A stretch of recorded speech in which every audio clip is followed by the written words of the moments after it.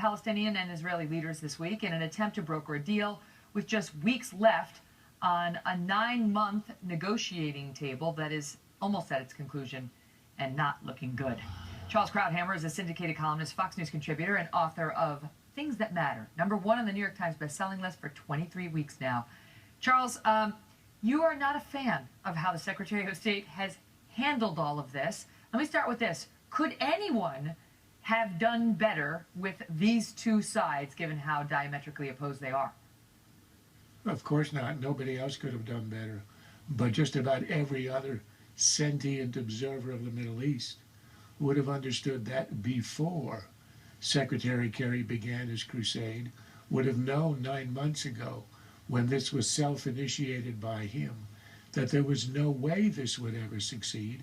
And the worst thing for an American Secretary of State to do is to make a fool of himself in front of the world, engaging in a quixotic endeavor that everybody understood was impossible. There's an old saying in the Middle East, he whom the gods would destroy puts in his head that he will solve the Arab-Israeli dispute.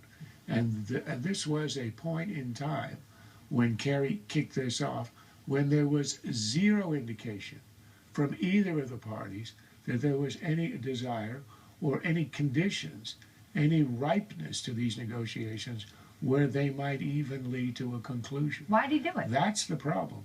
Why did he do it? I mean, what do you think I am, a psychiatrist? Look, for John Kerry, I would give you what seems to be the surface explanation.